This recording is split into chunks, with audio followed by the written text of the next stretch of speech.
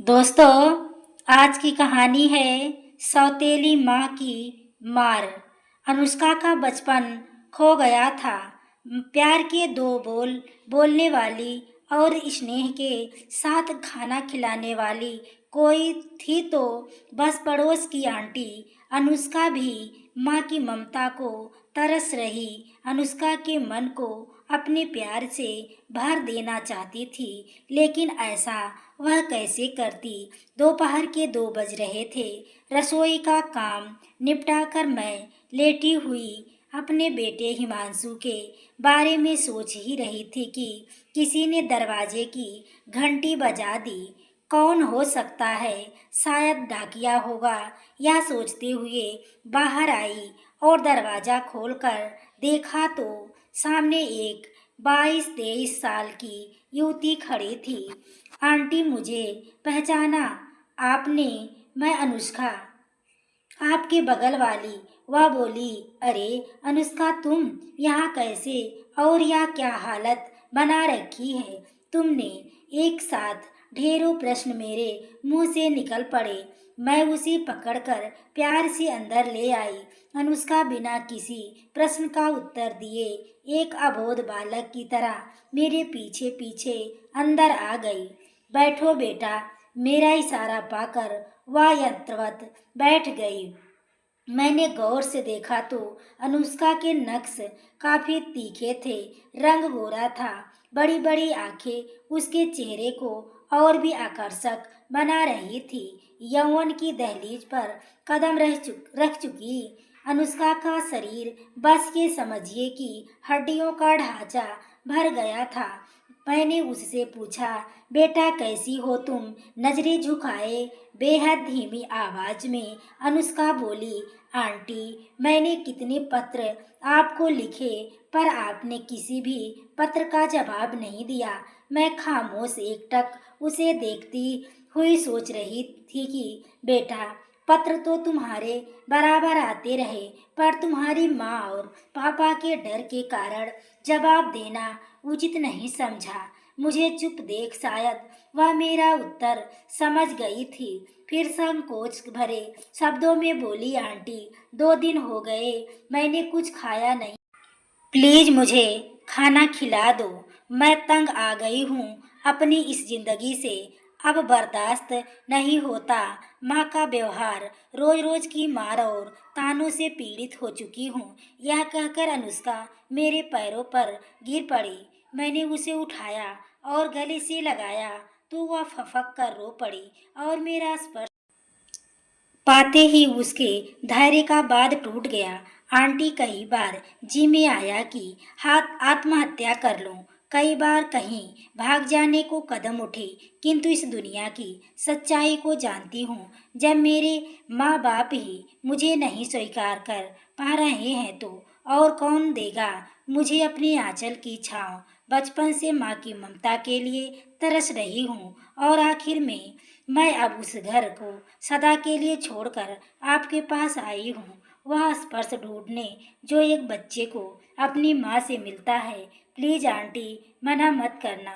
उसके मुंह पर हाथ रखते हुए मैंने कहा, ऐसा दोबारा भूल कर भी मत कहना। अब कहीं नहीं जाएगी तू।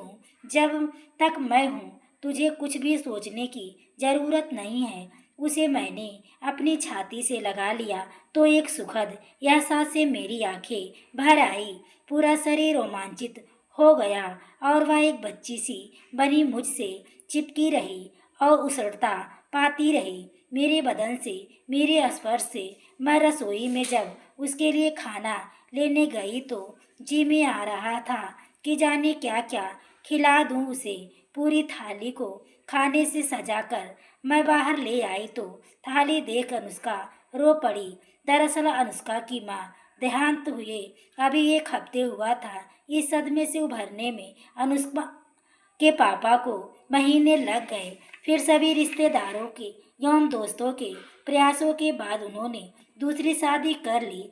इस शादी के पीछे उनके मन में शायद यह स्वार्थ भी नहीं कहीं छिपा था कि अनुष्का अभी बहुत छोटी है और उसकी देखभाल के लिए घर में एक औरत का होना जरूरी है। शुरुआत के कुछ महीने पलक झपकते बीत गए। इस दौरान मानसी का अनुष्का के प्रति व्यवहार सामान्य रहा, किंतु जब ही मानसी की कोख में एक नए मेहमान ने दस्तक दी, सौतेली माँ का अनुष्का के प्रति व्यवहार तेजी से असामान्य होने लगा। मानसी ने जब बेटी को जन्म दिया तो अनुष्का के पिता को विशेष खुशी नहीं हुई। वह चाह रहे थे कि बेटा हो, पर एक बेटे की उम्मीद में मानसी को 4 बेटियां हो गई, और ज्यों-ज्यों अनुष्का की बहनों की संख्या बढ़ती गई, त्यों-त्यों उसकी मुसीबतों का पहाड़ भी बड़ा होता गया। आए दिन अनुष्का की शरीर पर उभरे निशान माँ के सौतेलेपन को चीख-चीख कर उजागर करते थे, किंतु बेरहम थी मानसी। जब बच्चों के कोमल नाजुक गालों पर माँ बाप के प्यार भरे स्पर्श की जरूरत होती है, तब अनुष्का के मासूम गालों पर उंगलियों के निशान छपते थे। मानसी का खुद की पिटाई से जब जी नहीं भरता तो वह उसके पिता से अनुष्का की शिकायत करती। पहले तो वह इस और ध्यान नहीं देते थे, पर रोज रोज पत्नी द्वारा कान भरे जाने से तंग आकर वह भी बड़ी बेरहमी से अनुष्का को मारते। सच ही तो है, जब माँ दूसरी हो तो बाप पहले ही तीसरा हो जाता है। अब तो उस डरनी सी जान को मार खाने की आदत सी हो गई थी। मार खाते समय उसके मुंह से उफ तक नहीं निकलती थी, तो बस सिसकिया हुआ मासूम बच्ची तो खुल कर रो भी नहीं सकती थी, क्योंकि वह रोती तो मार और अधिक पड़ती। खाने को मिलता बहनों का जूठन। अनुष्का बहनों का जब दूध पीते या फल खाते देखती तो उसका मन ललचा उठता, लेकिन उसे मिलता कभी कभार बहनों द्वारा छोड़ा हुआ दूध और फल। कई बार तो अनुष्का जब जूठे गिलास धो ले आ जाती तो उसी में थोड़ा सा पानी डालकर उसे ही पी लेती। गजब का धैर्य और संतोष था उसमें। शुरू में अनुष्का में मेरे घर आ जाया करती थी, किंतु अब मानसी ने उसे मेरे यहाँ आने पर भी प्रतिबंध लगा दिया। अनुष्का के साथ इतनी निर्दयता देख दिल करा उठता था कि आखिर इस मासूम बच्ची का क्या दोष। उस दिन मानसी ने हद ही कर दी। जब अनुष्का का बिस्तर और सामान बगल में बने गैराज में रख दिया। मेरी छत से उनका गैराज स्पष्ट दिखाई देता। जाड़ों का मौसम था। मैं अपनी छत पर कुर्सी डालकर धूप में बैठी स्वेटर बुन रही थी। तभी देखा अनुष्का एक थाली में भाई बहन द्वारा छोड़ा गया खाना लेकर अपने गैराज की तरफ जा रही थी। मेरी नज़र उस पर पड़ी तो वह शर्म के मारे दौड़ पड़ी। दौड़ने से उसके पैर में पत्थर द्वारा ठोकर लग गई और खाने की थाली गिर पड़ी। आवाज़ सुनकर मानसी दौड़ी दौड़ी बाहर आई और आव न देखा ताव छटाछट अनुष्का के भोले चेहरे पर कई तमाचे जड़ दिए। उल्टा कहीं कि मर क्यों नहीं जाएगी? जब माँ मरी थी तो तुझे क्यों नहीं ले गई अपने साथ? छोड़ गई मेरे खातिर जी का जंजाल। अरे चलते नहीं बनता क्या? जहाँ जहर खाकर मर जा, अब और खाना नहीं है, भूखी मर। आवाज के साथ साथ मानसी के हाथ भी तेजी से चल रहे थे। उस दिन का वह नजारा देखकर मैं तो अवाक रह गई। काफी सोच विचार के बाद एक दिन मैंने हिम्मत जुटाई और अनुष्का को इशारे से बाहर बुलाकर पूछा, क्या वह खाना खाएगी? पहले तो वह मेरे इशारे को नहीं समझ पाई, किंतु शीघ्र ही उसके इशारे में ही खाने की स्वीकृति दे दी। मैं रसोई में गई और बाकी बचे खाने को पॉलीथिन में भरकर एक रस्सी में बांध कर नीचे लटका दिया। अनुष्का ने बिना किसी औपचारिकता के थैली खोली और गैराज में चली गई। वहां बैठकर खाने लगी। धीरे धीरे यह क्रम सा बन गया कि घर में जो कुछ भी बनता मैं अनुष्का के लिए अवश्य रख देती और मौका देखकर उसे दे देती। उसे खिलाने में मुझे एक आत्मसुख सा मिलता था। कुछ ही दिनों में उसने मेरा लगाव बढ़ता गया और अजीब बंधन में जकड़ते गए हम दोनों।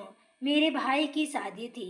मैं 10 दिन के लिए मायके चली गई, लेकिन अनुष्का की याद मुझे जब तब परेशान करती, खासकर तब और अधिक जब याद आती जब मैं खाना खाने बैठती। यद्यप हमारे बीच कभी कोई बातचीत नहीं होती थी, पर इशारों में ही वह सारी बातें कह देती एवं समझ देती कि भाई शादी से जब वापस घर लौटी तो सीधे छत पर गई। वहां देखा कि ढेर सारे कागज पत्थर में लिपटे पड़े हुए थे। हर कागज पर लिखा था, आंटी आप कहाँ चली गई हो, कब आओगी? मुझे बहुत तेज भूख लगी है, प्लीज जल्दी आओ ना। एक कागज खोला तो उस पर लिखा था, मैंने कल माँ से अच्छा खाना मांगा तो मुझे गरम चिमटे से मारा, मेरा हाथ जल गया है, अब तो उसमें घाव हो गया है। मैं कागज के टुकड़ों को उठा उठा कर पढ़ रही थी और आंखों से आंसू बह रहे थे। नीचे झाँक कर देखा तो अनुष्का अपने कुर्सी मेज पर दुबकी सी बैठी पढ़ रही थी। दौड़कर नीचे गई और मायके से लाई हुई मिठाइयाँ और पूरियाँ लेकर ऊपर आ गई और अनुष्का को इशारा किया। मुझे देखकर उसकी खुशी का ठिकाना ना रहा। मैंने खाने का सामान रस्सी से नीचे उतार दिया। अनुष्का ने झट से डब्बा खोला और बैठकर खाने लगी। तभी उसकी छोटी बहन सृष्टि वहां आ गई और अनुष्का को मिठाइयाँ खाते देख जोर से चिल्लाने ही वाली थी कि अनुष्का ने उसके मुंह पर हाथ रखकर चुप कराया और उसने कहा, तू भी मिठाई खा ले। सृष्टि ने मिठाई तो खा ली, पर अंदर जाकर अपनी माँ को इस बारे में बता दिया। मानसी झट से बाहर आई और अनुष्का की हाथ से डिब्बा छीन कर फेंक दिया। बोली, अरे भूखी मर रही थी क्या? घर पर खाने को नहीं है जो पड़ोस से भीख मांगती है?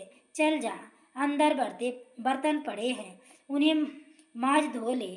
बड़ी आई मिठाई खाने वाली अनुष्का के साथ साथ मानसी मुझे भी भला बुरा कहते हुए अंदर चली गई। इस घटना के बाद अनुष्का मुझे कहीं दिखाई नहीं दी। मैंने सोचा शायद वह कहीं चली गई है, पर एक दिन जब चने की दाल सुखाने छत पर गई तो एक कागज पत्थर में लिपटा पड़ा था।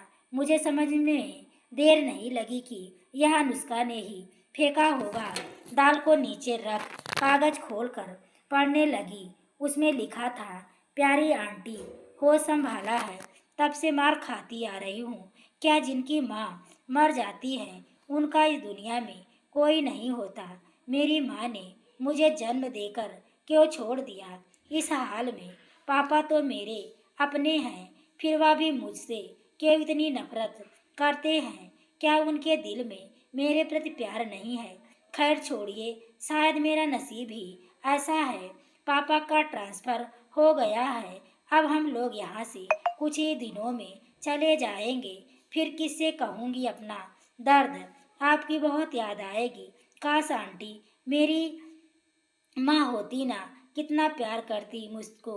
तबीयत ठीक नहीं है, अब ज़्यादा नहीं लिख पा रही हूँ। समय धीरे धीरे बीतने लगा। अक्सर अनुष्का के बारे में अपने पति अजय से बातें करती तो वह गंभीर हो जाया करते, कारण मैं इस बात को कभी आगे नहीं बढ़ा पाई। अनुष्का को लेकर मैं काफ़ी ऊहापोह में रहती थी, किंतु समय के साथ साथ उसकी याद धुंधली पड़ने लगी। अचानक अनुष्का का एक पत्र आया, फिर तो यदा कदा उसके पत्र आते रहे, किंतु एक अज्ञात भय से मैं कभी उसे पत्र नहीं लिख पाई और न ही सहानुभूति दर्शा पाई। अचानक कटोरी गिरने की आवाज़ से मैं अतीत की यादों से बाहर निकल आई। अनुष्का सामने बैठी है, उसके हाथ कँपकँपा रहे थे, शायद इसी वजह से कटोरी गिरी थी। मैंने प्यार से कहा, कोई बात नहीं बेटा। फिर उसे अंदर वाले कमरे में ले जाकर अपनी साड़ी पहनने को दी। बसंती रंग की साड़ी उस पर खूब जम रही थी। उसके बाल संवारे तो और भी अच्छी लगने लगी। बिस्तर पर लेटे लेटे हम काफ़ी देर तक इधर उधर की बातें करते रहे। इसी बीच कब उसे नींद आ गई पता नहीं चला। अनुष्का तो सो गई, पर मेरे मन में एक अंतर्द्वंद चलता रहा। एक तरफ तो अनुष्का को अपनाने पर दूसरी तरफ इस विचार से सिहर उठती कि इस बात को लेकर अजय की प्रतिक्रिया क्या होगी। शायद उनको अच्छा ना लगे। अनुष्का का यहाँ आना इसी उधेड़-बुन में शाम के 7 बज गए। दरवाजे की घंटी बजी तो जाकर दरवाज़ा खोला। अजय ऑफिस से आ चुके थे। पूरे घर में अंधेरा छाया देखकर पूछ बैठे, क्यों आज तबीयत ठीक नहीं है क्या? अनुष्का को लेकर मैं इस तरह उलझ गई थी कि घर की बत्तियां जलाना भी भूल गई। घर की बत्तियां जलाकर रोशनी की और रसोई में आकर अजय के लिए चाय बनाने लगी। विचारों का क्रम लगातार जारी था। बार बार इसी सोच रही थी कि अनुष्का के यहाँ आने की बात अजय को कैसे बताए। क्या अजय अनुष्का को स्वीकार कर पाएंगे? सोच सोच कर मेरे हाथ पैर ढीले पड़ते जा रहे थे। अजय मेरी इस मनोदशा को शायद भाप रहे थे, तभी एक बार पूछ रहे थे, आज तुम इतनी परेशान क्यों दिख रही हो? इतनी व्यग्र यौन परेशान तो तुमने पहले कभी नहीं देखा। क्या बात है, मुझे नहीं बताओगी? मैं शायद इसी पल का इंतजार कर रही थी। उचित मौका देख मैंने बड़े ही सरल शब्दों में कहा, अनुष्का आई है। मेरा इतना कहना था कि अजय गंभीर हो उठे। घर में एक मौन पसर गया। रात का खाना तीनों ने एक साथ खाया। अनुष्का को अलग कमरे में सुलाकर मैं अपने कमरे में आ गई। अजय दूसरी तरफ करवट लिए लेटे थे। मैं भी एक ओर लेट गई। दोनों बिस्तर पर दो जिंदा लाशों की तरह लेटे रहे। अजय काफी देर तक करवट बदलते रहे। विचारों की आंधी में नींद दोनों को ही नहीं आ रही थी। बहुत देर बाद अजय की आवाज ने मेरी विचार श्रृंखला पर विराम लगाया। बोले, देखो, मैं अनुष्का को उसकी माँ तो नहीं दे सकता हूँ, पर सासू माँ तो दे ही सकता हूँ। मैं अनुष्का को इस तरह नहीं बल्कि अपने घर में बहू बनाकर रखूंगा। तब यह दुनिया और समाज कुछ भी ना कर पाएगा। अन्यथा एक पराई लड़की को इस घर में पनाह देंगे तो हमारे सामने अनेक सवाल उठेंगे। अजय ने तो मेरे मुंह पर की बात छीन ली थी। कभी सोचा ही नहीं था कि वे इस तरह अपना फैसला सुनाएंगे। मैं चिपक गई अजय के विशाल हृदय से और रो पड़ी। मुझे गर्व महसूस हो रहा था कि मैं कितनी खुश नसीब हूँ जो इतने विशाल हृदय वाले इंसान की पत्नी हूँ। जैसा मैं सोच रही थी वैसा ही अजय भी सोच रहे थे कि हमारे इस फैसले का को क्या हिमांशु स्वीकार करेगा। हिमांशु समझदार और संस्कारवान तो है, पर शादी के बारे में अपना फैसला उस पर थोपना कहीं ज्यादती तो नहीं होगी? आखिर डॉक्टर बन गया है, कहीं उसके जीवन में अपना कोई हमसफर तो नहीं? उसकी क्या पसंद है कभी पूछा ही नहीं। एक और जहां मन आशंका के बादल घुमड़ रहे थे, वहीं दूसरी ओर दृढ़ विश्वास भी था कि वह कभी हम लोगों की बात टालेगा नहीं। कई बार मन में विचार आया कि फोन पर बेटे से पूछ लूं, पर फिर यह विचार कर फोन पर बात करना ठीक नहीं होगा। अतः उसके आने का हम इंतजार करने लगे। इधर जैसे तैसे दिन व्यतीत होते गए। अनुष्का की सेहत सुधरने लगी, रंगत पर निखार आने लगा। सूखी त्वचा स्कंद और क्रांतिमयी होकर सोने से दमकने लगी। आंखों में नमी आ गई। मेरे आंचल की छाव पाकर अनुष्का में एक नई जान सी आ गई। उसे देखकर लगा जैसे ग्रीष्म ऋतु की भीषण गर्मी के बाद वर्षा की पहली फुहार पड़ने पर पौधे हरे भरे हो उठते हैं। अब वह पहले से कहीं अधिक स्वस्थ और ऊर्जावान दिखाई देने लगी थी। उसने इस बीच कंप्यूटर और कुकिंग कोर्स भी ज्वाइन कर लिए थे और वह दिन भी आ गया जब हिमांशु बंगलौर से वापस आया। बेटे के आने की जितनी खुशी थी उतनी ही खुशी उसका फैसला सुनने की भी। एक दो दिन बीतने के बाद मैंने अनुभव किया कि वह भी अनुष्का से प्रभावित है, तो अपनी बात उसके सामने रख दी। हिमांशु सहर्ष तैयार हो गया। मेरी तो मागी मुराद पूरी हो गई। मैं तेजी से दोनों के ब्याह की तैयारी में जुट गई और साथ ही अनुष्का के पिता को भी इस बात की सूचना भेज दी। अनुष्का और हिमांशु की शादी बड़ी धूमधाम से संपन्न हो गई। शादी में ना तो मानवी आई और ना ही अनुष्का के पिता। अनुष्का को बहुत इंतजार रहा कि पापा जरूर आएंगे, किंतु उन्होंने ना कर अनुष्का की रही सही उम्मीदें भी तोड़ दी। अपने नवजीवन में प्रवेश कर अनुष्का बहुत खुश थी। एक नया घरौंदा जो मिल गया था और उस घरौंदे में माँ के आंचल की ठंडी छाँव थी। दोस्तों, क्या मैंने हिमांशु के साथ अनुष्का की शादी करवा कर सही किया या गलत? आप कमेंट बॉक्स में ज़रूर लिखें। कहानी अच्छी लगी हो तो वीडियो को लाइक और शेयर करें। चैनल पर पहली बार आए हो तो चैनल को सब्सक्राइब करें। आगे के नोटिफिकेशन के लिए बेल आइकन को ज़रूर प्रेस करें। पूरी वीडियो देखने के लिए आपको तहे दिल से धन्यवाद।